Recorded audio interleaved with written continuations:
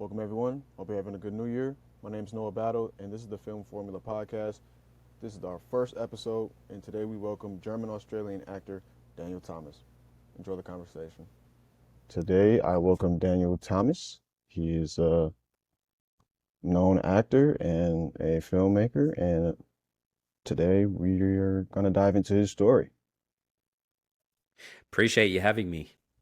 Appreciate you joining us today. So I guess first things first is who are you and what's your story? How did you start in this medium? How did you begin your life in the world of film? I was raised on film sets. My father's a filmmaker. He makes documentaries in Australia. Okay. So I grew up with a lot of film around me. And when I was very young, I did like a an acting workshop, a TV production workshop for children, Hmm. and I really dug it. Like it just it just triggered something in me, like kind of a natural calling to it that I didn't really realize until I did that workshop. And then I always had this inkling to perform, and obviously growing up around film sets were really comfortable to me. They were a very comfortable place because I was so familiar with them. But as I went on my own journey, life kind of got in the way, and the realities of school and jobs and all that, and I kind of drifted from the dream a little bit.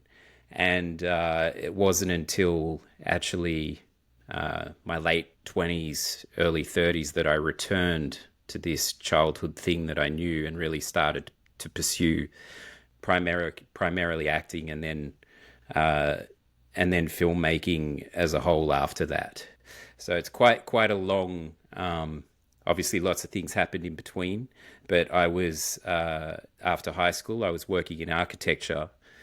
Um, I was attracted to architecture because of the creative side of it, but it was quite corporate. And after a long time in the architecture industry, I did a complete left turn, and left that and went to London with an Australian rock band, Oh wow. and making that making that complete left turn, leaving everything behind in Australia to pursue art, changed the course of my life dramatically. And I had a an amazing 2 year experience in London, playing music, which was quite intense. It was a bit of a roller coaster. And when that finished, I actually ended up in Germany with Wow. with a family, and it was when I moved here to Germany, to Hamburg, where I am now, primarily for my son. It was at that point, that I really started to pursue acting and film. Sweet.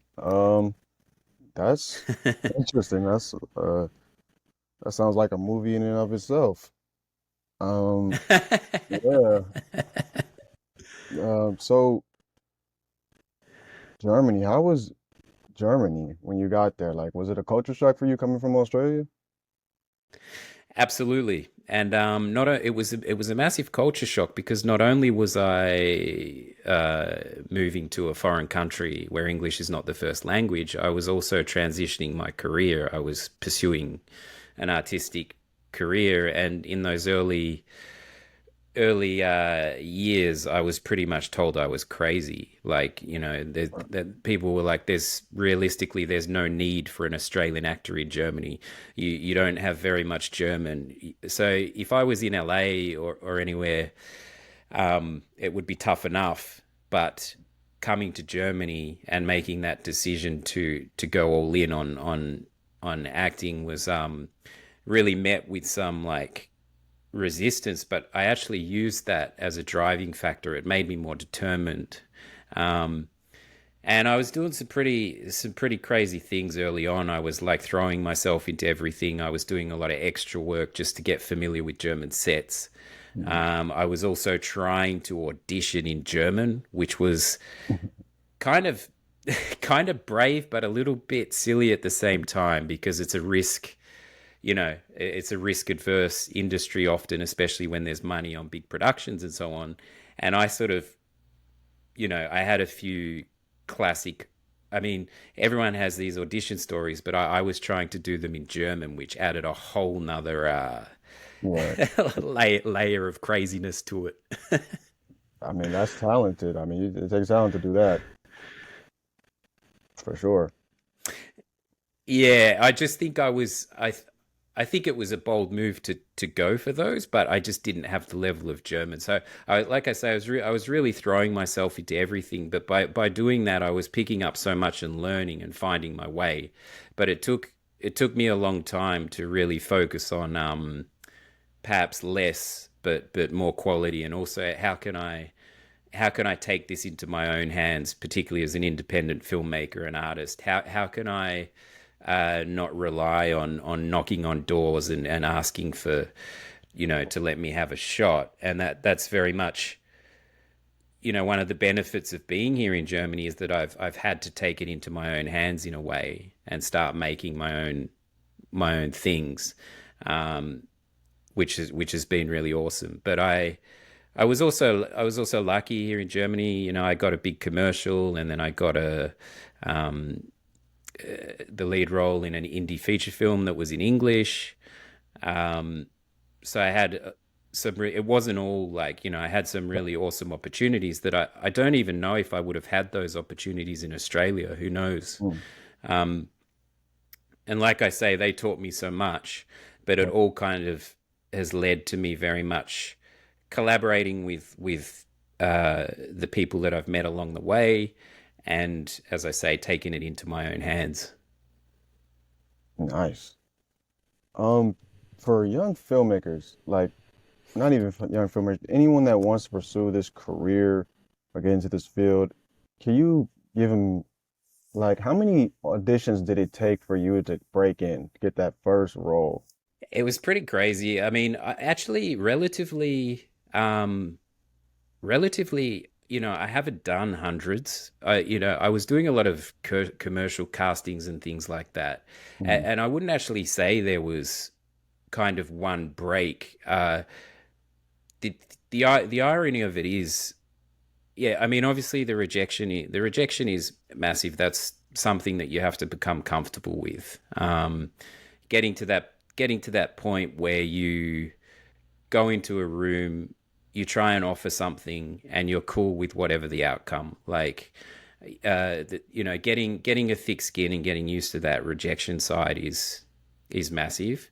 So I didn't do hundreds of auditions, but I was always seeking opportunities and trying to build networks. So my encouragement to younger people starting to dive in would be really focus on building those relationships. I mean, I never went to film school, but I've heard that one of the great advantages of film school is you build a whole heap of networks and perhaps continue to work with those Right. people. Yeah. Yeah, that's important because rejection is obviously a part of the game, but I mean it just goes to show how dedicated you have to truly be to the craft to end up somewhere in this field. So, wh- being Australian, I don't assume you grew up watching German films. So, what was the difference, like, culturally between their style of filmmaking and the style of filmmaking you were accustomed to growing up watching?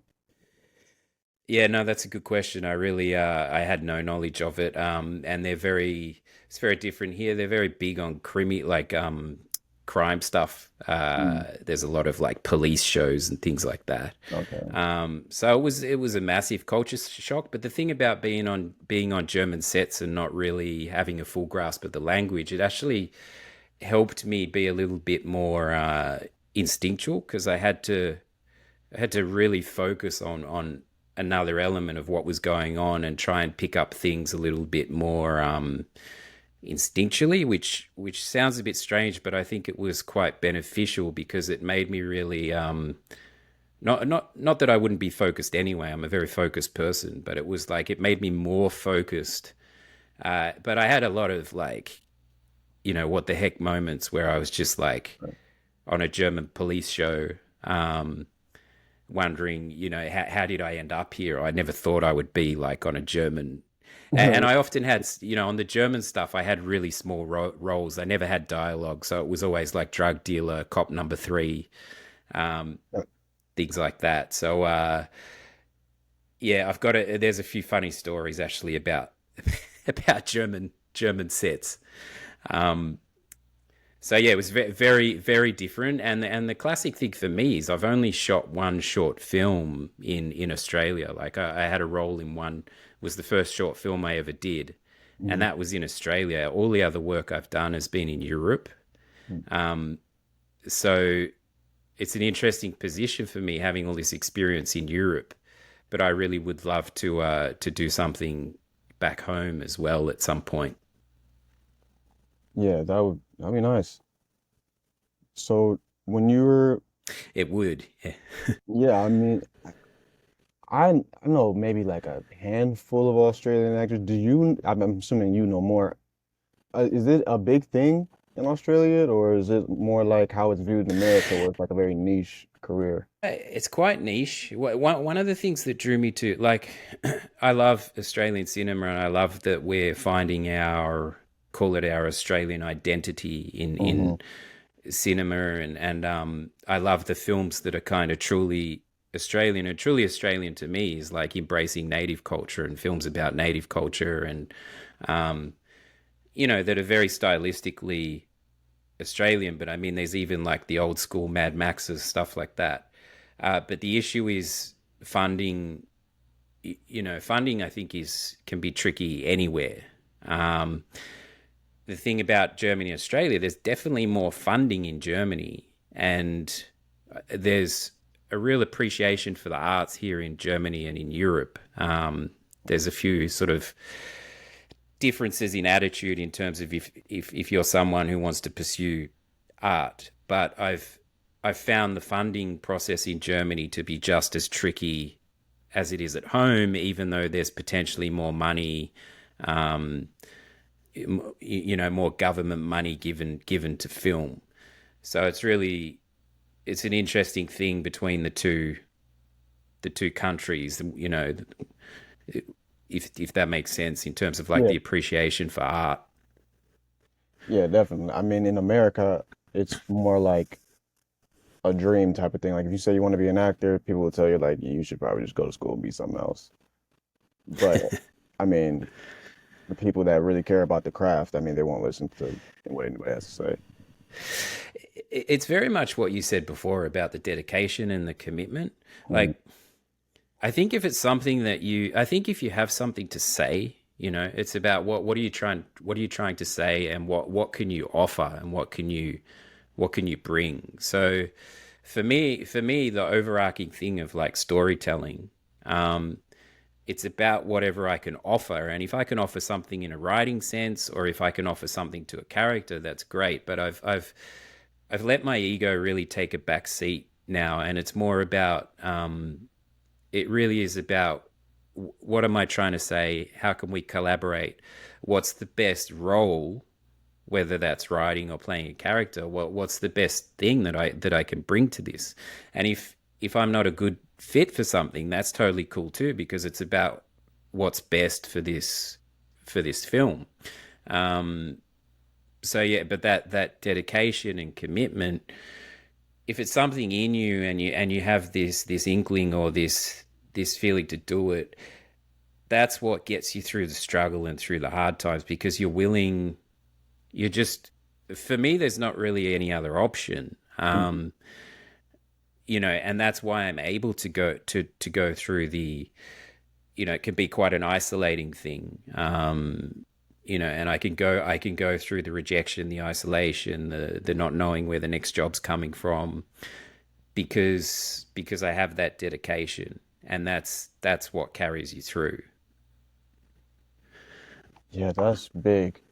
I mean, getting to a point where you can just lock in on the craft and not let the outside things you can't control get in the way. I mean, that's huge in terms of this field. I mean, because there's no blueprint. It, No, there's no blueprint, and it's crazy the way things it's really crazy the way things pan out sometimes. Like when I got this indie feature film, I really you know I was really struggling at that point. Like I was just the last thing I actually wanted to do was return. The your backup. I didn't want to return to architecture. Like it was kind of my fallback, but I was like, I don't want to. I've left that behind, and I got to a point where I was really like, I think I'm going to have to look for an architecture job. Like I can't mess around, and I actually got on an English job site here, which I wouldn't normally do. My daily kind of routine is to go on castings and go a little bit. On this particular day, I went to an English job site here in Germany that I would never go to because it's like sort of normal Yeah, IT jobs and yeah, design stuff. yeah. And that's where I saw the indie film being on that site. So I was looking for an Wow. architecture job, and then I found the indie film on there. I auditioned for that and got that role. So exactly what you've said. It's crazy, man, because that wasn't what I was doing to pursue film work. Like I say, I was pursuing castings and things. The day that I went and looked for my old job, so then I thought, okay, this is perhaps some kind of break, but it actually turned out to be a really challenging experience making that film. But again, I just learned so much from the experience. So I guess my point is sometimes things don't work out how you think they're going to, or how you think you'd like them to, or this picture that you have in your head, but it always teaches you something. Yeah, that's a lesson I've learned through this pursuit is just, I mean, it's never going to end up how you planned it, but it's going to end up in a way that makes you grow for sure. Guaranteed. Yeah. Guaranteed. So when you made your indie film, what were your what were your first visions of it? What did you think it was going to be, and then how was the end result varying from your initial thoughts? Yeah, I think because of the circumstance, because I found it kind of by luck. Mm, Um, I thought, oh, but I actually really dig the character, and I was really very much into the character. It was just it was a very it was a very difficult shoot. Um, all the classic stories of film. The project it really struggled to get through, and I think in the end, we all did a great job given the circumstances. But in answer to your question, um, yeah, it wasn't about it being easy. Filmmaking is extraordinarily difficult. Whatever level we're speaking, this is why I challenge anybody to make a film. As you know, it's just the challenges and the solutions, the problem solving yeah. in all aspects of it. Uh, so yeah, this one was just particularly challenging in that sense. It was quite a grueling thing. I mean, but I wasn't on that set a whole number of days. It was only a few days, but yeah. But again, the things it showed me were just so valuable, and I realize in hindsight, especially in terms of me coming into my own as a filmmaker, and learning a lot of the technical aspects and things like that. It was an invaluable experience. I'm wondering, so your father's also a filmmaker, right? Yeah, So did he pass anything on to you in terms of the technical skills or any inspiration behind your filmmaking? I was always observing. Mm, So I think as sons, we observe our fathers, and I was observing him through the whole process, which was uh, trying to get funding, and then the actual production, and then post. mm, So I would watch him go for these put these funding grants together and either get money or not get money. I'd go through that process. He actually made a film about my soccer team when I was a teenager. Mm. Um, so I was right involved. I was involved through that. The the crew followed us for a year, and I was right. I was obviously in the film, but then after that, because I'm the son, I'm sitting in the editing room after school for 3 hours, just watching him edit. Um, and I think one of the awesome things that gave me actually was a real appreciation for traditional filmmaking because it's quite a long time ago now. Mm. But I actually used to watch my dad manually splice film reels together in the editing suite. And I used to ask him some questions and stuff, and I was like, what happens if you you know, don't splice it together properly, and you could lose the whole scene or the whole all the footage. And I also experienced that in music and bands, like analog recording versus digital. I kind of show my age here, but as a kid, it gave me a real appreciation for the craft of it and for like this sitting in an editing room, manually splicing film together. Very different to how it is now, especially like look at AI and all that sort of stuff. Yeah. But it just gave me this huge appreciation for the craft. Yeah, I have such an admiration for that l- analog style of filmmaking because I mean that's how films were made for the longest of time. And I mean, once you learn that, I mean, the digital age is just probably like cakewalk if you know how to manually splice film together or using 35 millimeter. I mean, like you, what the digital is probably like instantaneous to you. So I that's just say, yeah, and also on that, the first short film I acted in was actually shot on 35 mil, oh, and the thing from an acting perspective as well. So I had this appreciation from an editing perspective, but then in acting, like shooting on film, it puts the stakes up, right? Because mhm, there's no endless amount of film. Um, so it's not like we're going to just do endless takes. It's like it really puts the stakes up to try and get it. And I think also from playing in bands, I really like it. I like it when the stakes are up high. mhm. It gives an urgency, and it's really cool when the stakes are high, but then you could pull it off. Like it's Yeah. really satisfying, and I think there's something to be said for that, as opposed to we're just gonna let it just like run forever. Uh-huh. It's pretty old school. I'm embracing the modern stuff as well, but I just personally I like it when the stakes are high. Yeah, I could see that. I mean, it'll drive you to make better. So when let's say you're an 18-year-old kid, you're just trying to get into filmmaking, you have no idea where to start. What would be your advice for any young person trying to I pursue? just start making stuff. Just absolutely start Yeah. making stuff.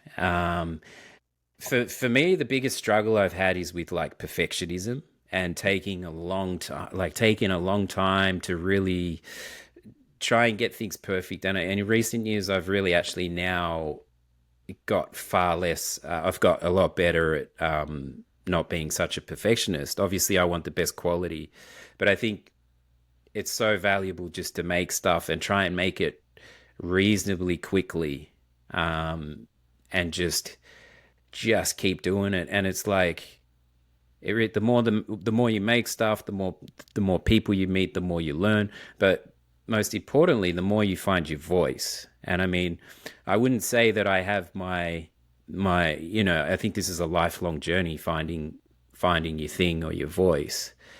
But I don't want to sound too like the philosophical kind of stuff, but it's all in the doing. It's like it really is in the doing, and there's so much talk in this industry. It really is like the doing, and these days with phones in our hands and stuff. So like I you know I didn't have I don't necessarily have a lot of resources around me, you know, a lot of the time. So Like I even did a thing recently where I just like I know one thing for certain, right? I'm not a DP. This is not Yeah. my, you know, my storytelling, writing, performing. That's my thing. I have a real interest in the technical side of stuff, but I mate my camera skills, like I know that for a fact, right? Right. But I had a little idea. It was basically an exercise that I just wanted to do with an actor friend here in Hamburg, and I just used my vlog camera. I just used my vlog camera, wrote something quickly, and just shot it. And because I know that my strength isn't like the camera, I just had very fixed shots. I didn't try and go too crazy with it. I understood my limitations. It was more about I've written this thing, get uh, get my friend to perform in it, and we just spent a day doing that. And I think for what we did, I think it was a great exercise, and it showed me what my limitations are, what I can do with what I have around me. But obviously, from that, I'm like, well, now I know I do want to get like bigger crew. I know what I need. So going back to what I think, it's all in the doing. Just make stuff, keep working that muscle, and also whether you're an actor or whatever, it's so awesome to try all different aspects of filmmaking to get an understanding. I've been the sound guy, and that's given me a perspective of that boom mic, that's a killer. Like that Yeah. like my back was ruined after a day of Right. sound, Holding that thing up. Yeah, definitely. holding that thing. But it gives you the more, because there's so many puzzles in the filmmaking process. Mm. The more you try each thing, the better understanding it gives you. So it all feeds in, I think. Yeah, that was actually a great segue to my next point. I was going to say there's so many pieces to the puzzle of making a film. And me personally, my passion is in the cinematography. So I like getting the best performance out of people, and I like framing the shot the way people would like to see it. So when you're pursuing this career, can you just speak on how many roles there are and how many people it actually takes to make a film? I it's classic actually. I see it as like a whole heap of hoops like falling, and you're trying to shoot an arrow through like each of those hoops like all at the same Mm, time basically, and any one of those hoops could fall down. But what I'm fascinated by is like finding the sweet spot with a crew of what's too many and what's too little. right. And some of the big productions I've been on in Germany, where there's been a lot of money, like big TV movies and stuff. I was primarily doing extra work early on, but I was using that as like film school. I was just watching all the time. Um, Being an extra is not acting, right? But it was like being at film school. Right. Um, but sometimes I would have one woman come up to me with a clipboard to sign something or whatever, and then 5 minutes later, another dude would come up with a clipboard, and I'd be like, "How many people do we need with clipboards?" Like, Yeah. and I was like, "Is there so much money on this thing that they just have the resources to have five clip people boards?" Yeah. And because I'm coming from more of an indie kind of punk rock ethos, Mm, I'm thinking about like what's the minimal amount of people we can have, but achieve the best mhm. for it. And I've been working with a an awesome production company here, and director friend here, and they very much have a lean filmmaking approach. And what I've been working on with those guys and the way they make stuff in a very lean, minimal, with the resources they have, is just it's really awesome. So in answer to your question, I mean, there can be huge crews and small crews. I'm still trying to explore what the sweet spot is, because from an acting perspective, I also like less people on Mm. set. I mean, it doesn't.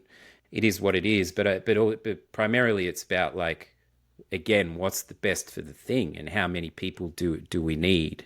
Yeah, I'm I've seen crews with hundreds of people, and it's like how many, It you know, don't get me wrong. It's awesome that everybody's working, right? The more work, the better. Like that's yeah, fantastic. But the clipboard example is like what's necessary, you know. yeah. I mean, because you want to keep the main thing, you know. Yeah. So back to your point about finding your voice. Did you have any guys that you look towards as like inspiration growing up as a and trying to pursue acting? And then when did you feel like you found your voice, or do you feel like you found your voice yet? Mm. Um, I had a few mentors. I had an uncle who was a theater actor, and he was an older guy, and I just he did a there was an ad on Australian TV, and he was just fishing with his grandson in the ad, Mhm. and he told me about that ad and stuff, and that was kind of really inspiring to me. And then I went and saw him in a theater performance, and Mhm. he was an old guy. He had like a tick. Um, his eye would twitch when you spoke to him, and then when I saw him on stage, this tick was gone, and he was just Oh, singing this song to this whole theater, and I was like, that's really, really inspiring stuff. So he was a big inspiration. I've also had mentors I think mentors in, I've done martial arts and things like that. And I think this is the thing for me. I've never formally trained, but playing in bands, particularly in London, that was like theatre to me because you have to deal with the stuff that happens on stage, in the moment with a live audience. And you have to be prepared, and then you got to try and like let it go. And so me doing shows in London was really sort of almost like some form of theatre training for me as a drummer. Um, so the thing is, in terms of finding my voice, I've had a lot of artistic pursuits, architecture, music, performance. But the awesome thing is, they all feed into one. They all inform each other. They all feed into to one another. And for me, it's very much often been about sort of doing the wrong things to find the stuff that that grooves with me, mhm. and also being honest with myself about what works and what doesn't. Um, I definitely have found my voice um, in terms of writing and performing, but I'm always going to continue to explore what's the best way to express that. And Mhm. I'm just very interested in I'm interested in like a balance between humor and drama, like some sort of, for a while it was sort of like, do I need to be one or the other? But I think balancing, like, the serious and the more comedic stuff, trying to play with that a bit. And I'm just, again, to me, it comes down to what are we trying to say. So you can sit around, it's awesome to sit with a bunch of people and everyone's got ideas, but I always pull it back to like, what are we trying to say? And if we're not trying to say something, I find it hard to get into the project. But and I'm not talking anything huge. It's just Mhm. like, if there's something we're trying to address, that's cool. And if I agree with that in a way, like if it's aligned with my kind of moral stuff, then I'm on board. But if everyone's in there and it's like, let's just do this for this, like, because it looks cool, Right. um, I mean, that might be okay. But for me personally, it has to try and say something, you know. Yeah, I can feel that. I resonate with that. So when you think about a film and what you are trying to say, do you ever take your do you feel like a film that you want to be a part of has to be politically correct is the word I'm trying to use? Or do you feel like art is art and it should be its own expression up separate from the current state of the world? I tend to lean on the art is art, but I also obviously I obviously think like industry standards and all that need to be fair and treat people well. So in terms of like the making of the stuff, I'm absolutely all for everything being everyone being looked after in the fair way that they should. But in terms of the storytelling, for me, it's when I see stuff that's contrived, Hmm. I find that hard. Right. Do you know what I'm saying? So if Yeah. I feel like, oh, that's just trying to do something because it's it has to. Then I'm like, okay, but I think I think it's probably about finding a balance. A Yeah. balance between it all. It's a very layered, layered thing. Yeah, because you want to make a great film, but then you don't want to make a film just to please people, you know what I mean? You want to make Mm. what you genuinely Particularly, make. particularly comedy. Like I just think comedy has never sort of been sort of politically Right. correct, Hmm. and it's it's a tough one. It's a nuanced thing. Right. Yeah. Have you ever considered um Hollywood, or you're fine where you are? I have this debate. I have this debate all the time, particularly because as an Australian in Germany, But I mean, I'm primarily here for my son, and he keeps me very grounded here. I think if I didn't have a family base here, I have a tendency to keep moving, and I think after London, I might have gone to LA, and things like that. But I've learned to I do have this a bit. People are straight up like, man, if you want to act, you got to be in the heart of it. Like it's like being a footballer or whatever. But it's like if you want to be an actor, you need to be where the action is. But at the same time, like cinema was in kind of invented in Europe, Mm. I think. Yeah. There's huge cinematic history here in Europe, and the awesome thing about like where I am is like there's some amazing locations, and you could do that without permits sometimes and stuff. So it's I'm quite happy doing that here. I just feel with the nature of technology now, we are like a global community, and it's very. I would like to be in a position where I can go to other countries for work or to, So this is my Germany is my base, but that doesn't stop me branching out. Right. I love living here. It's a good place to make art, but sometimes I do feel like a bit of an island. And I have friends in LA, and like you go to any cafe and it's all around you. And when it's something that you're so passionate about, like we are, why wouldn't you be somewhere where it's just all around you? You Yeah. know what I mean? Yeah, definitely. I'm from Ohio, so it's almost like, yeah, it's definitely an island feel. It's like it's whoever's into it and your community's into it, but it's not the general culture. But You find your people. you Yeah. find, yeah, you find your circle, and it's almost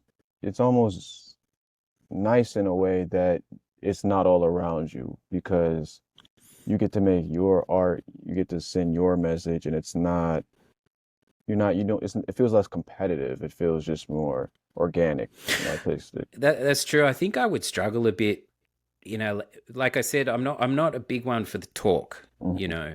I've had a lot of talk, and particularly music as well. You get it, a lot of talk, Yeah. and when there's a lot of talk going on, I don't think that's necessarily. I don't know how I'd handle that. I like it where it's quiet and I'm making stuff. Mhm. Um, like you say, the kind of competitiveness and the my attitude is that we're all in this together, and I just encourage everybody. We all have our own unique perspectives, unique voice. We all have like. There's no need for competition.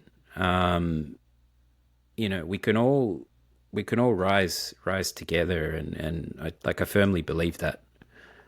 Yeah, I think it's only better for the art if we all work together and all try to tell the best authentic story we can at the end of the day. Are you privy to the writing strikes that are going on in America? Yeah, I've been asked that. I've been asked that a few times being here. Yeah, I've absolutely kept my eye on what's happening. It's like I say, it's not around me here, Hmm. and I haven't. It hasn't like I haven't really been aware of what's going on the the German side of things relative to that. I've only been monitoring the US, um, but I'm glad that it's got some kind of resolution at the moment. I think, but it's a really tricky, this AI and stuff. It's new territory. It's uncharted waters. It's like growing exponentially, and I Yeah, think people, particularly actors and writers, I think the our concerns are very very valid. So yeah, yeah, it's that, interesting. I just have a faith when people ask me about AI and stuff like that. I again, what we're saying, I have a faith in just personal stories. Um, yeah, I don't think AI can't replicate the experiences that you've had mhm. as an artist, as a person. Like they're unique to you. Um, and I just don't think, I just have a faith in that. I think people crave that. So Yeah. AI has been like a big question I've had about just the future it, of this art form. But I agree with you. I think that I mean the essence of filmmaking is telling human stories, and you want a human to give you their perspective on a human story. It's just in terms of the writing, I just wish they got rid of it, to be honest. Like I wish they would get rid of AI in terms of writing mm, because it's like no, so do I. That I do have. My issue is that if somebody generates something, I write something through AI. You know, some people are still willing to kind of consume that, regardless of whether it's been like written by a person or not. But that's fine. Like that's fine. I have a faith in, like I say, our personal experiences and perspectives. mm, That there's no way that AI can do that, and I'm happy. Like I say, I'm happy doing that. Like if I can offer something from my experience and my perspective, and it resonates with a few people, that's great, man.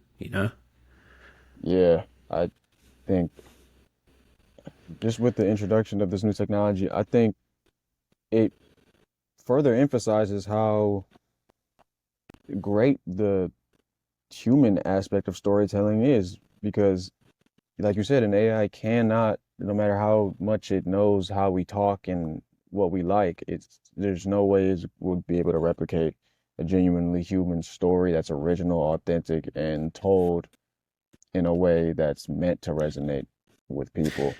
To That's exactly. But to me, there's something missing, right?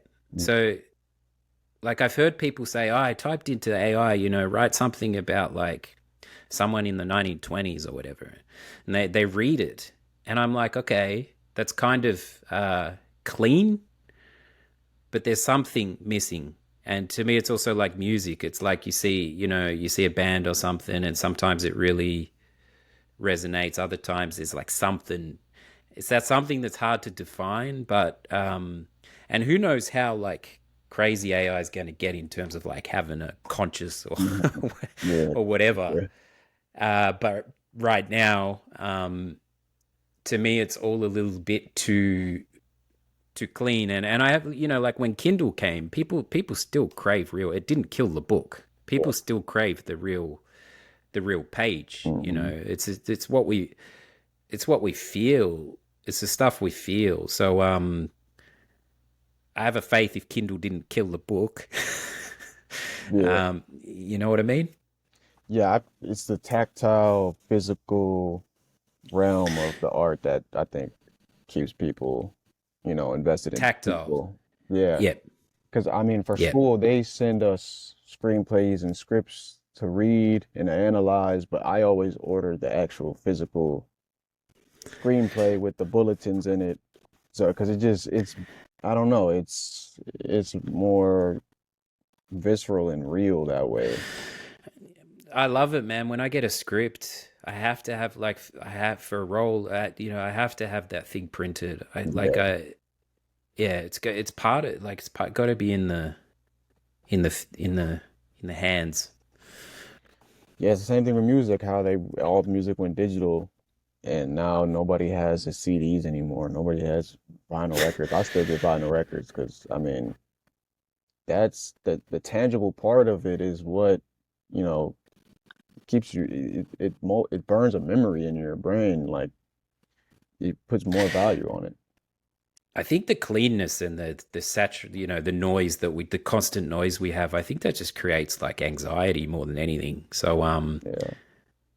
listening to a warm vinyl record, um, we may not be able to describe these things, but it's the feeling. It's what you're saying. It's like the feeling you get from it, and it either makes you wired and like on edge, or it Mhm. talks to the soul. Definitely. Where do you, in terms of the future, where do you see yourself going directionally in terms of stories you want to tell and the people that you want to, the audience that you want to reach with your art? Yeah, no, I'm like I said earlier, just whatever I can bring to a story, whatever I can offer. Um, I'm very much loving the writing, directing process, moving into that as well. Um, yeah, and it's just like I've said, really, like if I can motivate or inspire people in some way through my storytelling, um, and draw from my own perspectives, uh, that's a cool thing. And I'm trying to use the resources I have around me. And I actually see podcasting as a really cool storytelling platform and medium. I'm trying to Mm. explore that a little bit more. Again, with the resources, the podcasting with just mic and sounds and stuff, you can, Yeah, I'm challenging. My thing is, how can I say more with less? right. That's that's the direction, and drawing from a lot of my uh, personal experiences, but also finding this balance between fiction and reality. So Mm. um, yeah, so I really like the short film medium as well. So I've got a lot of things in development in that sense, um, and just I sort of set a goal to myself a few years ago. If I could tell one story myself each year, and it doesn't matter what the media, primarily a film or a book or Mm. um, if I can at least make one uh, for myself each year, that's a good thing. And I've done that for the past 3 years. Wonderful. Any other collaborations that happen around that are awesome. But my goal is, regardless of everything else, make one story that's true to you per year. And it doesn't sound like a lot, but I really had to go through this process of like getting to a point where less is more. It's much more. It's cooler for me to try and make one thing that says something, as opposed to doing 20 things that aren't really moving me forward, or Mm. yeah, you know. Yeah, I'm just now getting into the writing aspect of filmmaking, and it's not something you want to rush at all. No, Yeah, it can take people years, and it's such a it's honestly one of the most fascinating parts of the art form because you really don't know what it's gonna end up sounding like until it's done, which is fun. absolutely. Yeah, and you find your way, you know, like we said earlier, you think it might be one thing, and then when you get into it, it's something else. But no, you're absolutely right. It's not something that needs to be, it's a tough balance when you're trying to make a living and balance everything. There's a continual struggle I've had, is this balance between commerce and art, and trying to be able to have the space to make the stuff, and then obviously to be able to do it full time. Yeah. Um, but yeah, I just, again, I think it all informs each other. Like writing has really helped me as an actor. writing stuff has really helped, and the acting has informed the writing, and then being the other parts on set has informed other things too. So um, yeah, Yeah, that's a important point. That each part can help you become better in another part, and people have to, take that leap of faith and explore every aspect because you never know. There's so many roles, and one role you might fall in love with that you never thought you'd like. Um, my last question for you would be when you're in the middle, when you're in the trenches of making a film or preparing for a role and things go wrong or you get discouraged or you just get to the point where you're like this is taking more trouble than it's worth. What resource do you go to or what do you tell yourself that gets you from that point to the end? yeah, in the trenches. I love it. That's Yeah. um, I'm just I'm a very determined and resilient person, and that has helped me. And also focusing on the positive and the solutions, as in, how can we, when things are falling apart, like how can we solve this? Let's all get together with like a. I'm not talking like la di da positivity sort of thing. I'm just saying let's Mhm. focus on the solutions rather than, um, And I just think got to be good to yourself as well. Like I said earlier, the perfectionism thing, but I've also been very hard on myself. Right. I think we have to be good to ourselves and good to each other. And filmmaking is a really heightened uh, example of that. You have a lot of creatives in one spot under pressure trying to make this thing together. And yeah, I think if you can be good to yourself and the people around you, you find your way. Um, if it's meant to find a way, I think it will. You will find a way as a collaborative group. And as again, it's a lot of philosophies, but like we said earlier, if it always teaches you something. So even when I've had a lot of projects, I got frustrated for a long time just because whenever I agreed to do something, I was always I hoped at the least that the thing would be finished and perhaps seen. That was like my minimal. If this gets Yeah. finished and we're absolute, if we're all proud of it, that's like dream come true. And if it resonates, like happy days. But I've had so many things fall down and not even see the light of day.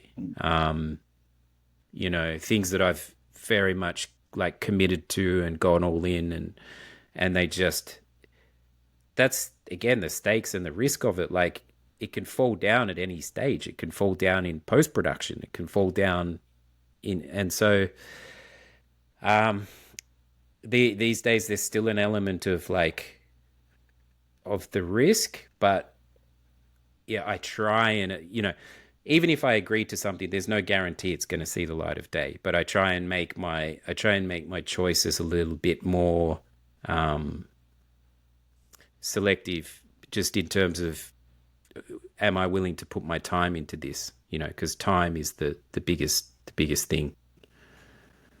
Sweet, man. That's Daniel Thomas. Where can the people find your stuff? I'd be more than happy to drop your links and all your work at in the links for the podcast. So where can people find you and your work? I appreciate that. Yeah, my website is my hub for everything, and it's danthomas.net, and that has everything on it. It's got my shorts, it's got credits, it's got podcasting. That's the real hub of everything. All my social media is Mr. Dan Thomas, but my website is where everything's at. Sweet news, man. You've been great. I'm pretty sure my audience is gonna love this one. Uh, you've given a lot of great insight and tidbits that people could take with them. Um, I hope we get a chance to speak again. You've been Fantastic, man. I appreciate your time. Thank thank you, Noah, man. It's awesome what you're doing, and yeah, keep at it. I really it was a real pleasure. Yeah, man. Until next time, I mean, uh, appreciate you your time, man. Yeah, to be continued, man. And if you have anything you need here in Germany or Australia, or just shoot stuff through, always happy to help with my unique position, having one foot in Australia and one foot Right, all here in right. Germany. And I Well, still got to get over to the States, so I haven't even yeah, been yet. yeah, definitely. Hopefully one day we may get to work together. Yeah, yeah, That'll be be sweet awesome. news. All right, man. You have a great New Year, and more luck to you in your endeavors and all your work. You too, man. Thank you so much. Thank you, man. Have a good one.